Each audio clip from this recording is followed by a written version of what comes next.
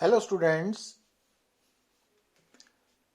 आज class +1 unit number 2 kinematics के lecture number 3 में हमारा टॉपिक है triangle of vectors addition. Means आज हम सीखेंगे कि दो वेक्टर्स को ऐड कैसे करना है।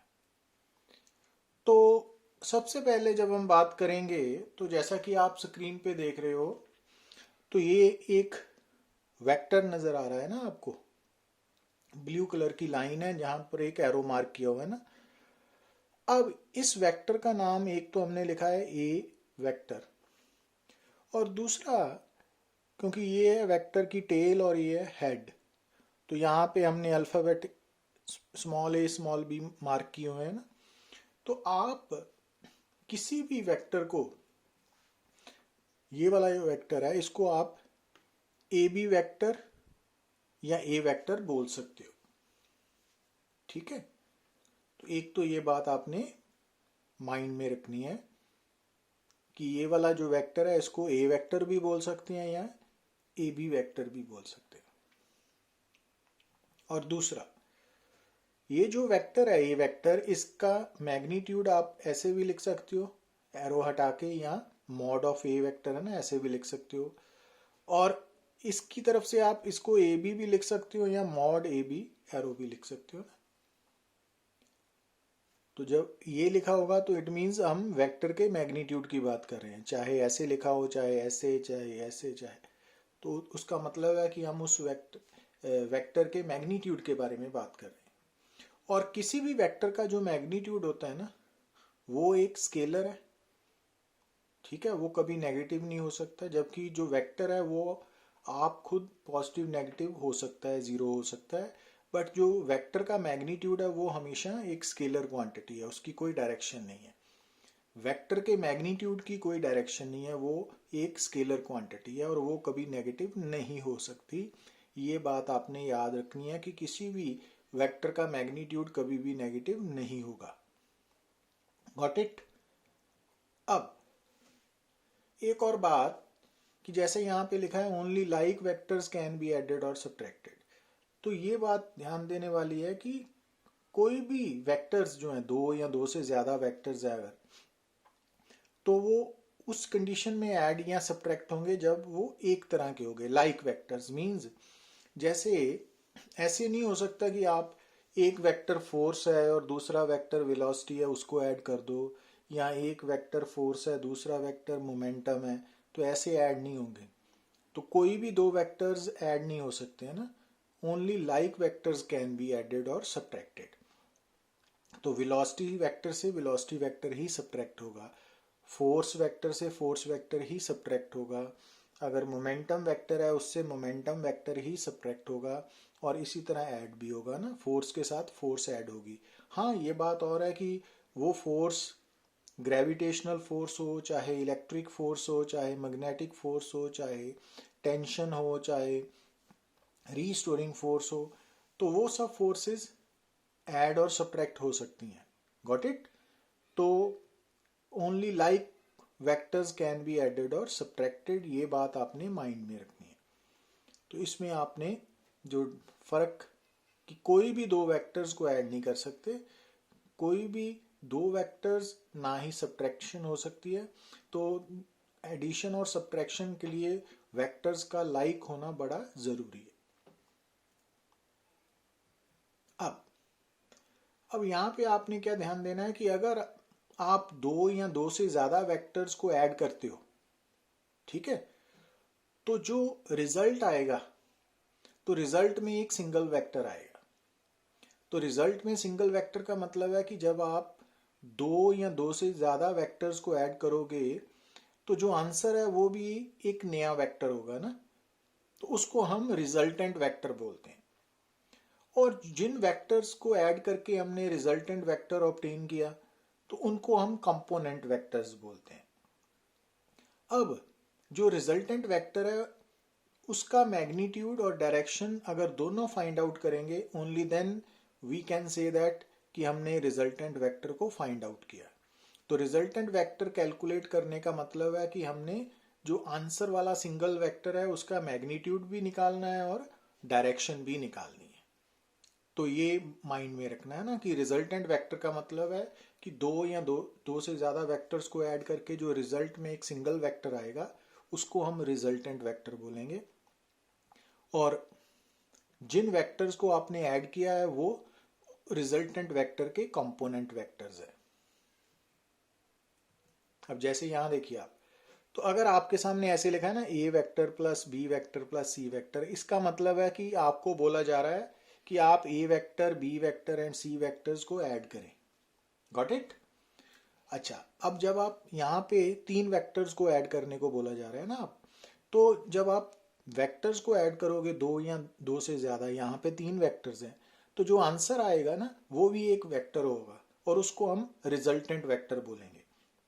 मीन्स आंसर का भी मैग्नीट्यूड होगा और डायरेक्शन होगी। तो ये रिजल्टेंट वेक्टर है, ये रिजल्टेंट ए बी सी तीनों वेक्टर्स का रिजल्टेंट है और ये तीनों इस रिजल्टेंट वेक्टर के कंपोनेंट वेक्टर्स है। ठीक है? तो यहां से आप देखिए कि किसी भी वेक्टर के यहां पे कितने कंपोनेंट वेक्टर्स हैं? तीन। दो भी हो सकते हैं, तीन भी, चार भी एंड सो ऑन। तो किसी भी, क्योंकि आप टू या more than two like vectors को ऐड कर सकते हो, तो अप टू इंफिनिटी है ना, तो इट मीन्स किसी भी वेक्टर के मैक्सिमम कितने कंपोनेंट वेक्टर्स हो सकते हैं? तो इनफाइनाइट। Got it?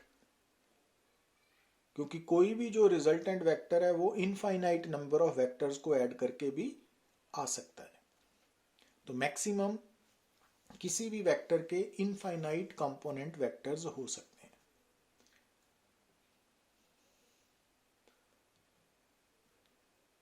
मगर जब हम यहां पे देख रहे हैं कि जब हमें A vector plus B vector plus C vector को ऐड किया, तो इनको ऐड करने के लिए हमारे पास particular vector laws of addition है ना, तो वेक्टर्स को ऐड करने के लॉज है हमारे पास, तो जिनके बारे में हम फर्दर बात करेंगे।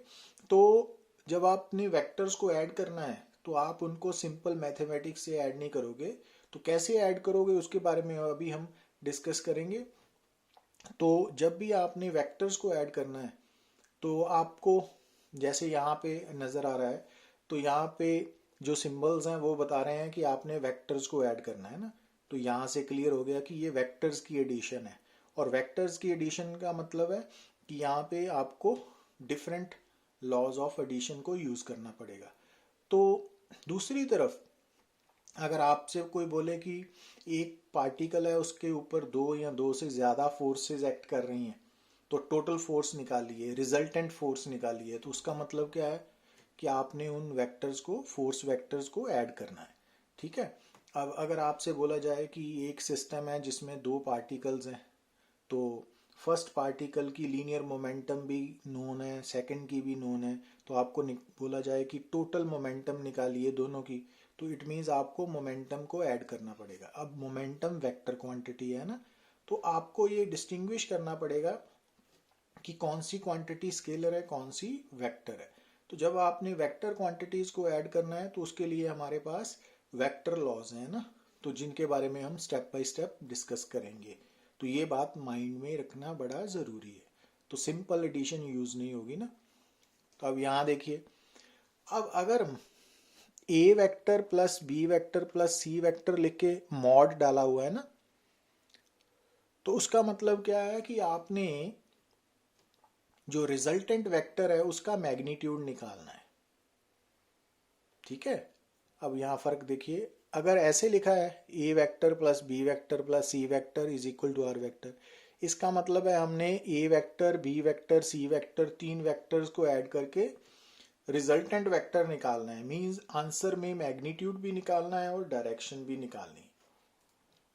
मगर अगर ऐसे डाला है A vector plus B vector plus C vector mod mod of A plus B plus C, तो इट मीन्स कि आपने तीन वेक्टर्स को पहले वेक्टर लॉज अप्लाई करके ऐड करना है, उसके बाद जो रिजल्ट आएगा सिर्फ उसका मैग्नीट्यूड बताना है, डायरेक्शन बताने की जरूरत नहीं है। ठीक है ना? मॉड है ना। तो ये फर्क आपको मालूम होना चाहिए कि आपको सिंबल्स देख के क्या पूछा जा रहा है वो पता होना चाहिए। अब ये देखिए आप कि जो बात मैंने बताई कि mod of A vector plus B vector plus C vector का मीनिंग क्या है कि आपने इन तीन वेक्टर्स को वेक्टर लॉज के अकॉर्डिंगली ऐड करके जो आंसर आएगा उसका सिर्फ मैग्नीट्यूड बताना है, रिजल्टेंट वेक्टर का सिर्फ मैग्नीट्यूड एक्सप्रेस करना है ना। पर अब यहाँ देखिए आप ये फर्क समझिए, यहाँ पे mod of A vector plus mod of B vector plus mod of C vector. अब यहाँ इसका क्या मतलब है कि आपने जो पहला वेक्टर ए है ना उसका मैग्नीट्यूड, दूसरे वेक्टर का मैग्नीट्यूड और तीसरे वेक्टर का मैग्नीट्यूड्स ऐड करने हैं। अब जैसे कि मैंने आपको बताया कि किसी भी वेक्टर का जो मैग्नीट्यूड है ना वो एक स्केलर क्वांटिटी है।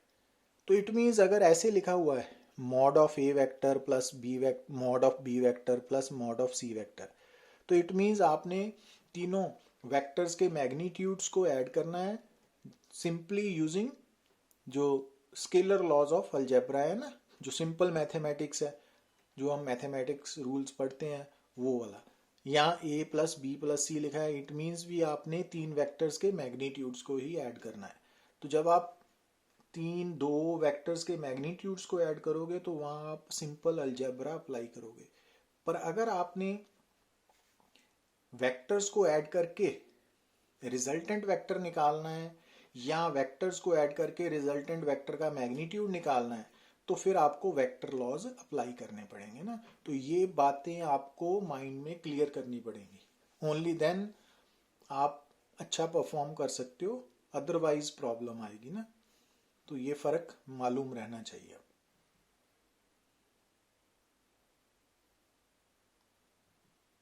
अच्छा, और ये बातें हम प्रूव करेंगे कि अगर आप यहाँ पे लेफ्ट हैंड साइड पे क्या है कि हम जो तीन वेक्टर्स हैं ना उनके मैग्नीट्यूड्स को ऐड कर रहे हैं।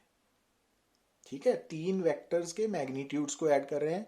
तो ये वाला लेफ्ट हैंड साइड वाला जो रिजल्ट है, ये वाला या ये वाला रिजल्ट, ये सिंपल मैथमेटिक्स को अप्लाई करके आएगा ना। मगर जो राइट हैंड साइड है तो उसमें क्या है कि हम तीन वेक्टर्स को ऐड करके जो रिजल्टेंट वेक्टर है उसका मैग्नीट्यूड आ रहा है। तो दोनों साइड्स में फर्क है। लेफ्ट हैंड साइड में क्या है कि हम तीन वेक्टर्स के मैग्नीट्यूड्स को ऐड कर रहे हैं और राइट हैंड साइड में क्या कर रहे हैं, उन तीन वेक्टर्स को ऐड करके जो रिजल्टेंट वेक्टर आ रहा है ना तो उसका मैग्नीट्यूड निकाल रहे हैं। तो ये दोनों बातों में फर्क है, ये हम लेटर ऑन डिस्कस करेंगे। तो अब यहाँ आप क्या नोट कर रहे हो कि जब आप तीन वेक्टर्स को ऐड करोगे, उनके मैग्नीट्यूड्स को ऐड करोगे और दूसरी तरफ आप उन्हीं तीन वेक्टर्स को ऐड करके उनका रिजल्टेंट वेक्टर का मैग्नीट्यूड निकालोगे, तो लेफ्ट हैंड साइड में क्या है, जो वेक्टर्स हैं उनके मैग्नीट्यूड्स को ऐड कर रहे हैं और राइट हैंड साइड में क्या है कि हम उन वेक्टर्स को पहले वेक्टर लॉज के द्वारा ऐड कर रहे हैं फिर मैग्नीट्यूड निकाल रहे हैं रिजल्टेंट वेक्टर का। तो आप क्या देखोगे कि जो तीन वेक्टर्स का मैग्नीट्यूड है उनका सम हमेशा रिजल्टेंट वेक्टर के मैग्नीट्यूड से इक्वल टू और ग्रेटर देन होगा, कम नहीं होगा। ठीक है, तो ये ज़रूरी नहीं है कि जब आप तीन वेक्टर्स के मैग्नीट्यूड्स को ऐड करो और या फिर उन वेक्टर्स को ऐड करके उनके रिजल्टेंट का मैग्नीट्यूड लो तो वो सेम आएंगे ना। तो ये माइंड में रखना है ना, इसको हम प्रूव करेंगे अभी फर्दर, बट अभी इनिशियली आपको ये बातें माइंड में रखनी है। तो इट मीन्स जब आप तीन वेक्टर्स को ऐड करते हो तो उसके लिए 3, 2, 4, 5, तो अगर आप दो या दो से ज़्यादा वेक्टर्स को ऐड करोगे तो उसके लिए हमारे पास वेक्टर्स लॉज ऑफ एडिशन है। ठीक है, पर जब हम मैग्नीट्यूड्स ऑफ वेक्टर्स को ऐड करते हैं तो वो सिंपल मैथमेटिक्स लॉज जो हैं हम सिंपल मैथमेटिक्स में यूज़ करते हैं, स्केलर एडिशन है उसको यूज़ करेंगे हम ना। तो ये बात आपने माइंड में रखनी है। अच्छा, अब यहाँ देखिए कि अगर मान लीजिए कि आपको बोला जाए कि आप दो वेक्टर्स को ऐड करें, तो दो वेक्टर्स को ऐड करने के लिए हमारे पास एक तो ट्राइंगल ऑफ वेक्टर्स एडिशन है और दूसरा हमारे पास parallelogram law of vectors addition है। तो दो वेक्टर्स को जब भी हमने ऐड करना है, मींस चाहे दो फोर्सेस को ऐड करना है, चाहे दो लीनियर मोमेंटा को ऐड करना है, चाहे दो एंगुलर मोमेंटा को ऐड करना है, चाहे दो टॉर्क्स को ऐड करना है, मतलब दो वेक्टर लाइक वेक्टर क्वांटिटीज को जब भी ऐड करना है, तो उसके लिए हमारे पास दो लॉज हैं। एक triangle law of vectors addition, दूसरा parallelogram law of vectors addition. तो इनको कैसे अप्लाई करना है, कैसे निकालना है, क्योंकि जब आप दो वेक्टर्स को ऐड करोगे ना, तो जो आंसर आएगा उसको हमने क्या बोला था, रिजल्टेंट वेक्टर। और जिन दो वेक्टर्स को आपने ऐड किया वो रिजल्टेंट वेक्टर के क्या है, कंपोनेंट वेक्टर्स। ठीक है ना। तो जब आप रिजल्टेंट वेक्टर फाइंड आउट करोगे तो उसका मतलब है कि आपने जो रिजल्टेंट वेक्टर है ना, उसका मैग्नीट्यूड भी बताना है और डायरेक्शन भी फाइंड आउट करनी है। ठीक है। पर आप रिजल्टेंट वेक्टर का मैग्नीट्यूड और डायरेक्शन तभी बता सकते हो अगर आपको कंपोनेंट वेक्टर्स का मैग्नीट्यूड भी मालूम हो और डायरेक्शंस भी मालूम हो। Only then you can add the vectors. ठीक है। तो जिन वेक्टर्स को आपने ऐड करना है, तो सबसे पहले आपको उन वेक्टर्स के मैग्नीट्यूड्स एंड डायरेक्शंस के बारे में पता करना पड़ेगा, और वो स्टेटमेंट से मालूम होगा ना। तो ये बातें अभी क्लियर होनी शुरू होंगी आपको। अब यहाँ देखिए, आपको एक बात और, कि आपको यहाँ पे कितने वेक्टर्स नजर आ रहे हैं, तीन। एक ए वेक्टर है, दूसरा बी वेक्टर है, तीसरा सी वेक्टर है। और ये तीनों वेक्टर्स नजर आ रहे हैं आपको, तो उसमें क्या देख रहे हो आप, कि जो ए वेक्टर का हेड है ना, तो बी वेक्टर की टेल उस पे है, और बी वेक्टर के हेड पर सी वेक्टर की टेल है। मींस पहले वेक्टर के हेड पे दूसरे की टेल है और दूसरे के हेड पे तीसरे की टेल है ना। तो अगर आपके सामने ऐसे वेक्टर्स हों जिसमें पहले वेक्टर के हेड पे दूसरे की टेल हो, दूसरे के हेड पे तीसरे की टेल हो, एंड सो ऑन, तो हम बोलेंगे कि ये वेक्टर्स जो है ना, they are in the same order. Same order, same order. ठीक है। Same order means vectors in same order का क्या मतलब है, कि पहले के हेड पे दूसरे की टेल, दूसरे के हेड पे तीसरे की टेल, एंड सो ऑन। तो एक ऑर्डर बना रहे हैं ना ये। तो यहाँ पे तीन वेक्टर्स हैं ए बी सी, और तीनों सेम ऑर्डर में है ना। तो सेम ऑर्डर वर्ड का मतलब पता चला आपको, कि सेम ऑर्डर मींस पहले के हेड पे दूसरे की टेल, दूसरे के हेड पे तीसरे की टेल है, सो ऑन।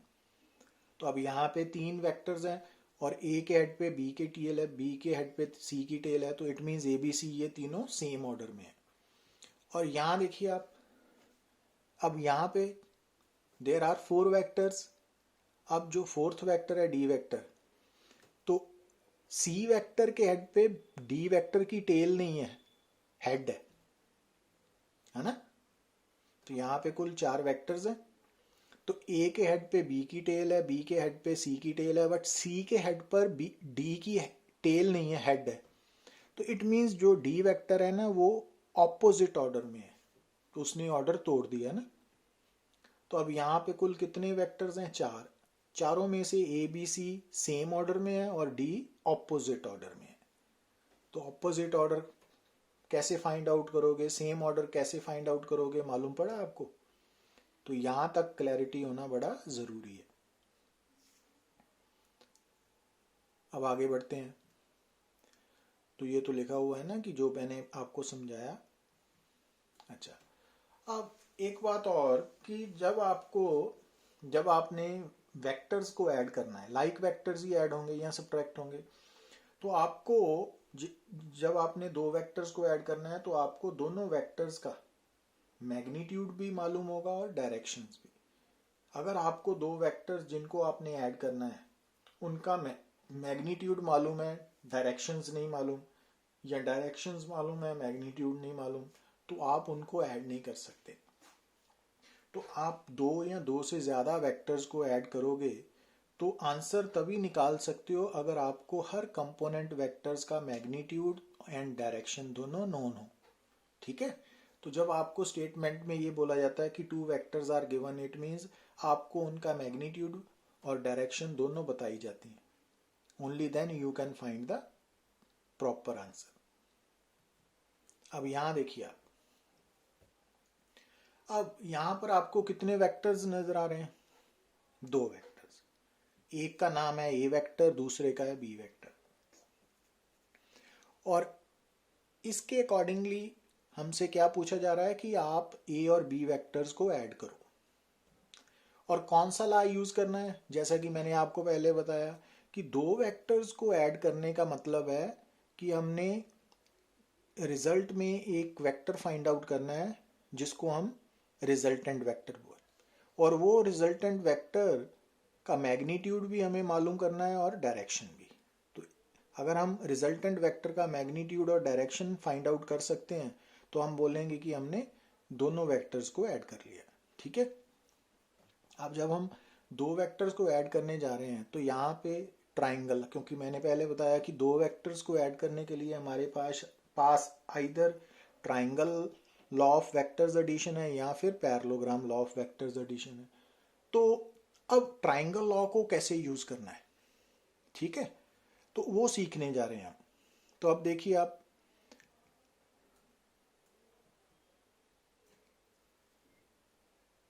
तो अगर ये 2 वेक्टर्स हैं जिनको हमने ऐड करना है ना, तो अगर मैं, पहला वेक्टर कौन सा है? ए वेक्टर है ना. जैसे तो फर्स्ट कंपोनेंट वेक्टर के पैरेलल मैं एक वेक्टर ड्रॉ करूं. जैसा कि ये फर्स्ट कंपोनेंट वेक्टर ये है ना, मैंने इसके पैरेलल किसी और जगह पे कॉपी पर एक वेक्टर ड्रॉ किया.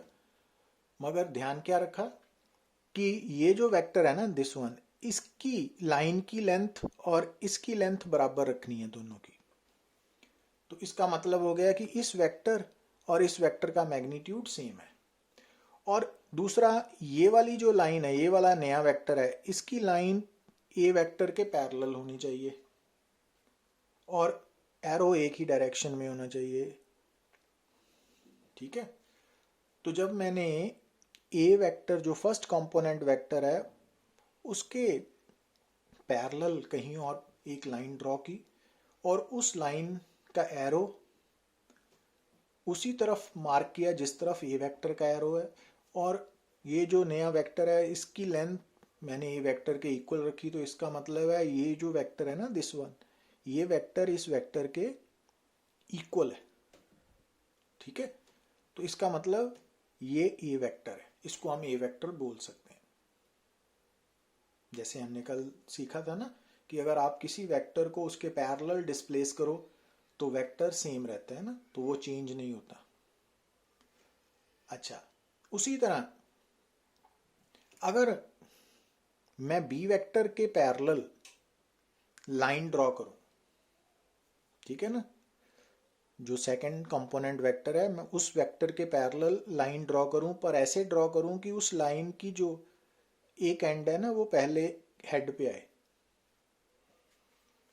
तो मैंने बी वेक्टर के पैरेलल एक लाइन ड्रॉ की और ये वाली जो लाइन है ना, इसका एरो और बी वेक्टर का एरो सेम डायरेक्शन में है, और ये वाली लाइन, इसका लंबाई और इसकी लेंथ भी सेम है.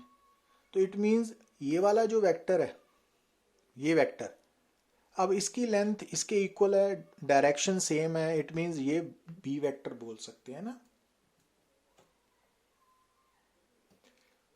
ठीक है. तो जिन 2 वेक्टर्स को हमने ऐड करना था यूजिंग ट्राइंगल लॉ, तो उनको हमने ऐसे एडजस्ट किया कि पहले वेक्टर के हेड पे दूसरे की टेल प्लेस कर दी है ना. अब ये जो दोनों वेक्टर्स हैं ये सेम ऑर्डर में है जैसा कि मैंने बताया था आपको, क्योंकि ए के हेड पे बी की टेल है ना.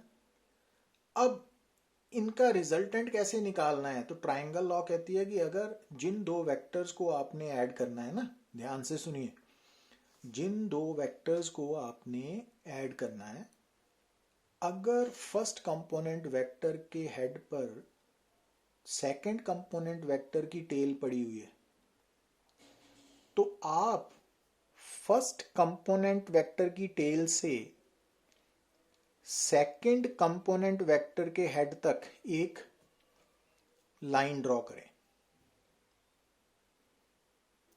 और ऑपोजिट ऑर्डर में वेक्टर ड्रॉ कर दें। तो ये वाली जो लाइन है ना, ये वाला जो वेक्टर है जो ऑपोजिट ऑर्डर में ड्रॉ हुआ, तो वो ए और बी का रिजल्टेंट वेक्टर होगा। तो इसका मतलब ये भी हो गया कि अगर आपके सामने एक ट्राइंगल है और उस ट्राइंगल की तीन साइड्स तीन वेक्टर्स को रिप्रेजेंट कर रही हैं, तो उस ट्राइंगल की जो साइड ऑपोजिट ऑर्डर में है वो सेम ऑर्डर वाली दोनों साइड्स का रिजल्टेंट होंगी। तो सेम ऑर्डर वाले वेक्टर्स का रिजल्टेंट हो गए, ठीक है ना। तो ये वाली ब्लू कलर का वेक्टर जो है ये ऑपोजिट ऑर्डर में है और ये ग्रीन और रेड वाले सेम ऑर्डर में है। तो इसका मतलब जो ट्राइंगल लॉ हमें बता रहा है ना, तो ये जो ऑपोजिट ऑर्डर वाला वेक्टर है ना वो सेम ऑर्डर वालों का रिजल्टेंट वेक्टर है, दोनों के सम से है।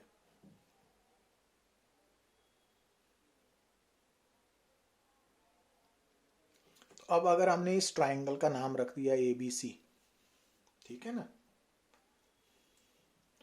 तो AB जो है ना, अकेला AB वो A वेक्टर की लेंथ है, मतलब मैग्नीट्यूड है। तो जो अकेला AB है ना वो क्या हो गया, A वेक्टर का मैग्नीट्यूड जो सिंपली AB है और मॉड ऑफ A वेक्टर भी है ना। इसी तरह जो BC है, इस ट्राइंगल की जो साइड है BC, तो उसकी लंबाई BC की लंबाई क्या है, B वेक्टर का मैग्नीट्यूड या B वेक्टर मॉड है ना, ऐसे भी लिख सकते हो। और जो AC साइड है ट्राइंगल की, उसकी जो लंबाई है वो रिजल्टेंट वेक्टर का मैग्नीट्यूड है। अब जो AC ट्राइंगल की साइड है, अगर हम AC की वैल्यू निकाल लेते हैं, इसका मतलब है हमने रिजल्टेंट वेक्टर का मैग्नीट्यूड निकाल लिया, ठीक है। अब कैसे निकालना है वो भी हम लेटर ऑन बात करेंगे। अच्छा, अब जैसा कि हमने शुरू वाले लेक्चर्स में बताया कि जो वेक्टर्स हैं उनके साथ जो डायरेक्शंस है उनके कारण दो वेक्टर्स के बीच में एंगल बनता है ना। तो अगर हमें एक वेक्टर की डायरेक्शन पता है तो हम अगर दूसरे वेक्टर की डायरेक्शन निकालना चाहते हैं तो क्या कर सकते हैं, हम उस वेक्टर की दूसरे वेक्टर पहले वेक्टर के साथ कितना एंगल बना रहा है उससे एंगल से मालूम पड़ जाएगी। अब यहां देखिए, तो इस केस में जो A एंड B है ये कंपोनेंट वेक्टर्स हैं जिनको हमने जोड़ना है, ऐड करना है जिन दो वेक्टर्स को। तो हमने क्या किया कि जो A वेक्टर है उसके हेड पर B की टेल है, तो अगर हम हेड वाली साइड को एक्सटेंड करें तो ये जो एंगल बन रहा है थीटा, ठीक है, ये A और B वेक्टर के बीच में बन रहा है और A को हमने रेफरेंस वेक्टर मान लिया ना। तो इट मीन्स जो थीटा है वो यहाँ पे क्या बता रही है, direction of B vector with respect to reference vector A।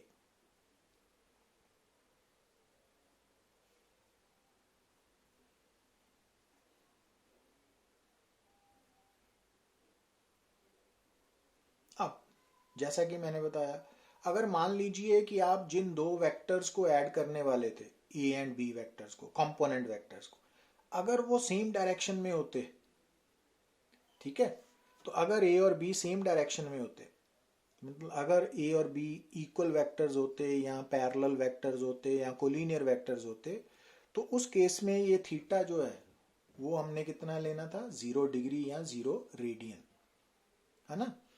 तो अगर मान लीजिए कि हमने जिन दो वेक्टर्स A एंड B को ऐड करने जा रहे हैं वो एंटी कोलिनियर होते या एंटी पैरेलल होते, तब हमने थीटा क्या लेना है, 180 डिग्री और पाई रेडियन।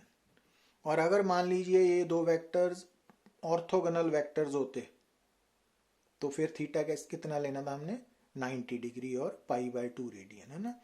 तो इट मीन्स जब आपको ये गिवन होगा कि A and B are two given vectors, उसका मतलब है भी आपको ए वेक्टर का मैग्नीट्यूड भी नोन होगा, बी का भी नोन होगा, और दोनों के बीच में बनने वाला एंगल भी पता होगा। ठीक है, ये न्यूमेरिकल्स के साथ हम डिस्कस करेंगे, तो अभी आपने ये बातें दिमाग में रखनी है। तो अब अगर वेक्टर्स अलजेब्रा में जो एंगल है, दो वेक्टर्स के बीच में बनने वाला एंगल एक्चुअली क्या बता रहा है, direction of one vector with respect to other vector. अब इस डायग्राम में थीटा एंगल क्या बता रहा है, तो थीटा किन दो वेक्टर्स के बीच में एंगल बन रहा है, हम यूज कर रहे हैं कंपोनेंट वेक्टर्स में ए एंड बी में, तो थीटा क्या बता रहा है। तो इस डायग्राम के अकॉर्डिंगली, क्योंकि ए और बी में से ए को हमने रेफरेंस वेक्टर माना, तो इट मीन्स जो थीटा है वो ए और बी के बीच में जो एंगल हमने शो किया वो बी वेक्टर की डायरेक्शन बता रहा है with respect to A vector. तो अगर हमने रिजल्टेंट वेक्टर की डायरेक्शन भी निकालनी है तो वहां भी हम एंगल की हेल्प लेंगे। ठीक है, कैसे लेंगे, तो क्योंकि ए और बी में से हमने ए को रेफरेंस वेक्टर चूज किया है, तो इट मीन्स जो रेफरेंस वेक्टर है अगर ए है उसको सिलेक्ट किया है, तो रिजल्टेंट वेक्टर की डायरेक्शन को रिप्रेजेंट करने के लिए भी हम रेफरेंस वेक्टर ए ही सिलेक्ट करेंगे। तो इट मीन्स हम आर वेक्टर की ए वेक्टर के साथ कितना एंगल बन रहा है वो मार्क करेंगे, उसको हमने अल्फा ले लिया। तो इस केस में अल्फा क्या है, A vector and R vector के बीच में बनने वाला एंगल। और दो वेक्टर्स के बीच में जो एंगल है वो कैसे मार्क करते हैं, आपको बताया था ना लास्ट लेक्चर में, कि जैसे यहां देखिए आप, यहां पर ए और बी के बीच में एंगल मार्क करना है हमने, तो क्योंकि यहां पर बी की टेल ए के हेड पे है तो हेड वाली साइड को एक्सटेंड करके एंगल मार्क होगा।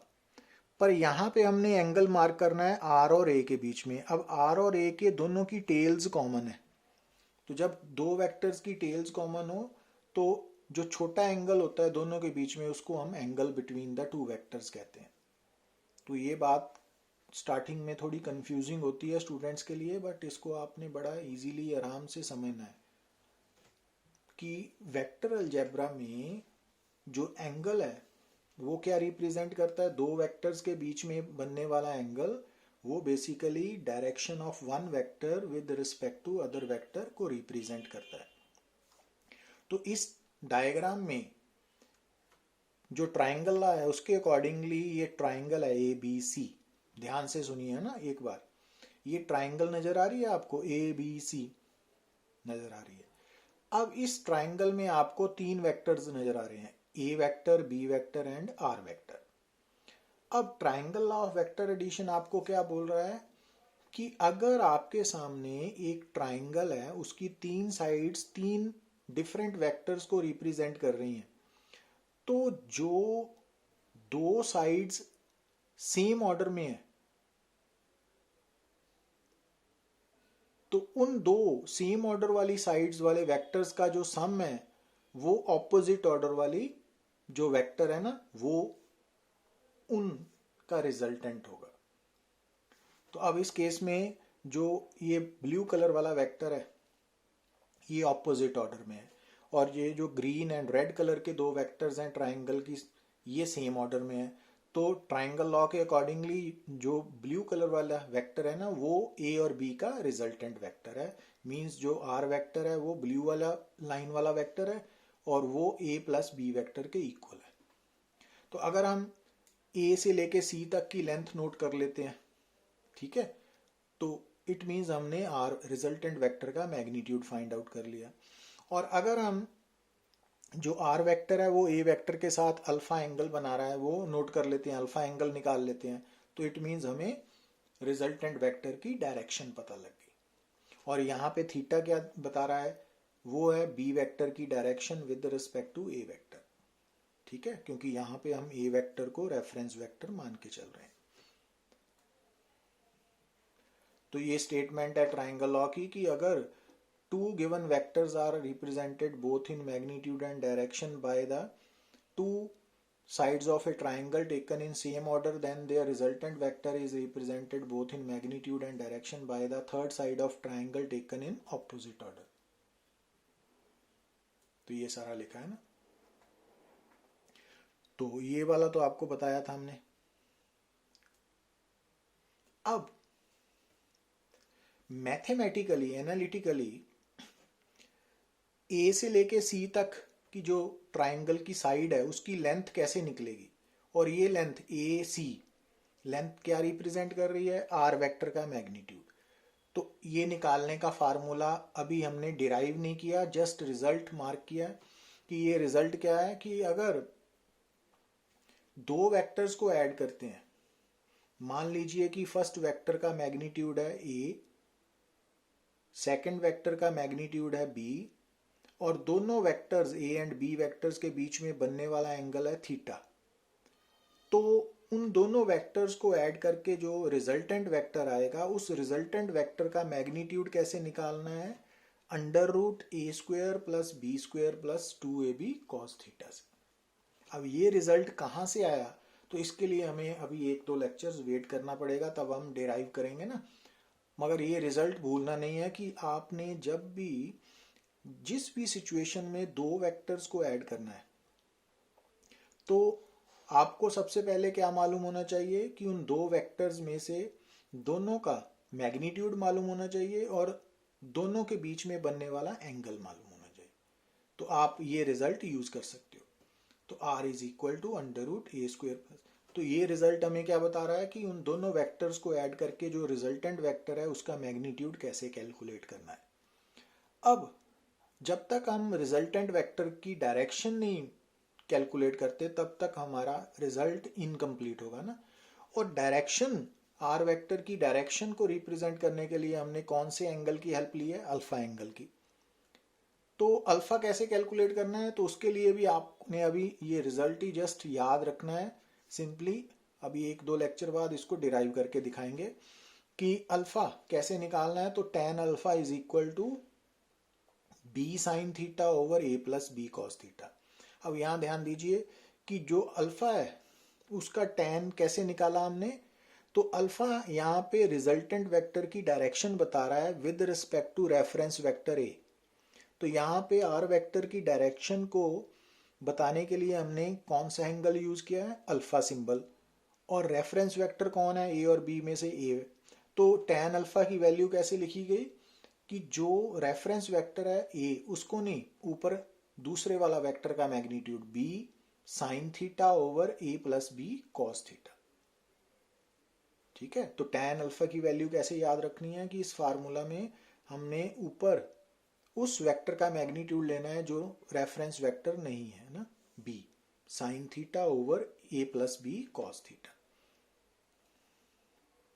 तो इट मीन्स आज के बाद आपने क्या याद रखना है कि जब भी आपने दो वेक्टर्स को ऐड करना है तो जिन दो वेक्टर्स को ऐड करना है तो उनका मैग्नीट्यूड भी आपको पता होगा, मीन्स ए एंड बी मालूम होंगे, और थीटा मीन्स उन दोनों के बीच में बनने वाला एंगल भी मालूम होगा। अगर आपको स्टेटमेंट में बोला गया है कि ऐड टू पैरेलल वेक्टर्स, तो इसका मतलब है आपने थीटा 0 डिग्री ले लेना है। अगर आपको बोला जाए add two anti parallel vectors, तो आपने थीटा 180 डिग्री ले लेना है। अगर आपसे बोला जाए कि ऐड टू ऑर्थोगोनल वेक्टर्स, तो आपने थीटा 90 डिग्री ले लेना है। और इसके अलावा अगर कोई और एंगल है तो वो आपको स्टेटमेंट में गिवन होगा। और ये बात ध्यान रखनी है कि जो कॉस थीटा है ना वो सिर्फ 2ab के साथ मल्टीप्लाई हो रहा है। ठीक है, ये याद रखना है, जो कॉस थीटा है ना वो सिर्फ 2ab के साथ मल्टीप्लाई हो रहा है। ये थर्ड टर्म जेडी है वो सिर्फ 2ab कॉस थीटा है। और रिजल्टेंट वेक्टर की जो डायरेक्शन है उसको बताने के लिए हमने कौन सा एंगल लिया है, अल्फा, और with respect to A vector लिया है। तो tan अल्फा की वैल्यू कैसे कैलकुलेट करनी है, b sine theta by A plus B cos theta. तो ये रिजल्ट्स कैसे आए हैं ये 1-2 लेक्चर में अभी डिराइव करेंगे ना।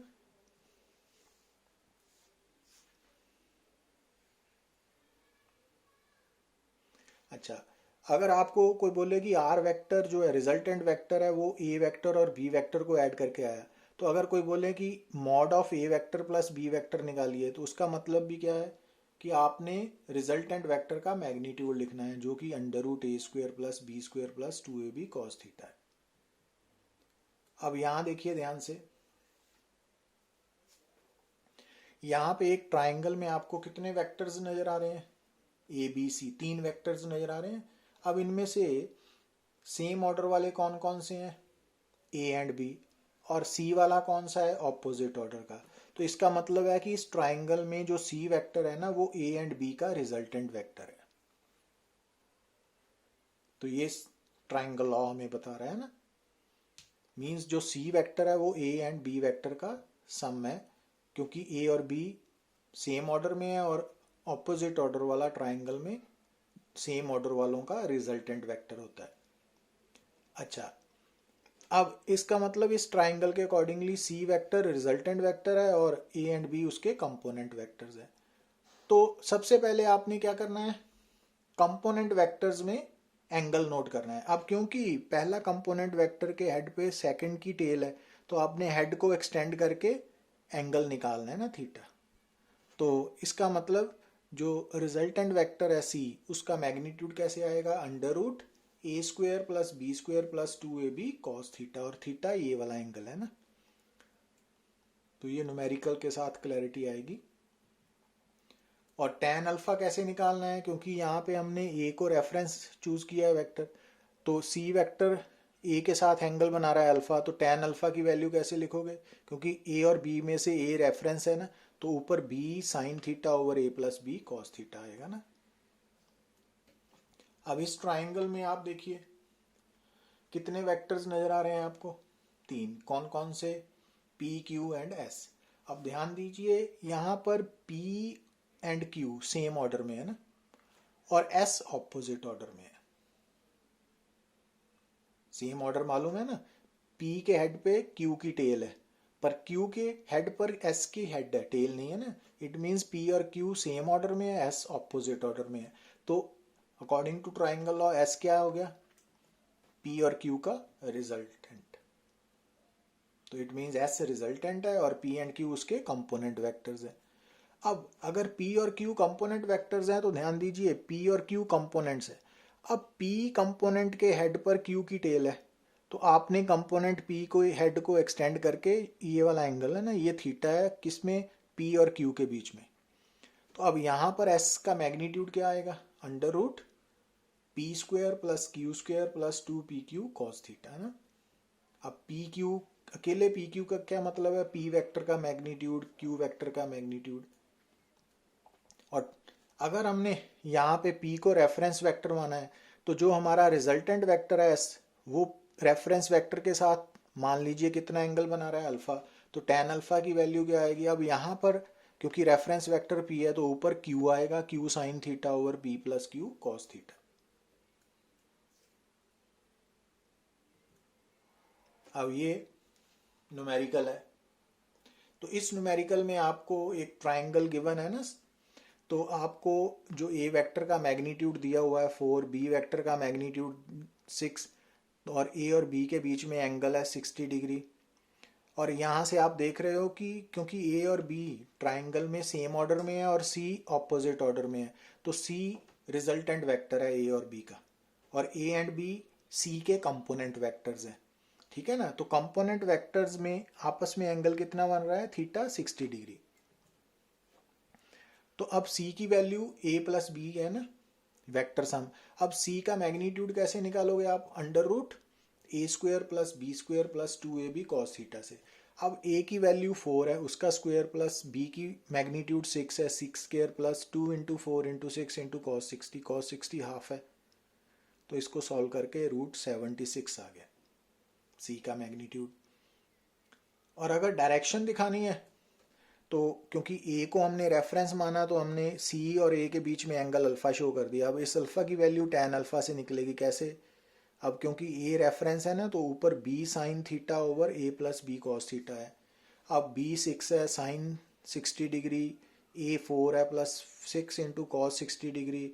तो अब साइन 60 कॉस 60 की वैल्यू सब्सिट्यूट करके सॉल्व किया, तो tan अल्फा की वैल्यू 3√3/7 आ गई। तो अब अल्फा की वैल्यू क्या लिख देनी है, tan इनवर्स 3√3/7। तो यहाँ तक लिखना है। ठीक है, तो अल्फा क्या रिप्रेजेंट कर रहा है? Direction of C vector with respect to reference vector A. ठीक है, आप इस लेक्चर को ध्यान से सुनना, बार बार सुनना, तो समझ आना चाहिए। Thank you very much.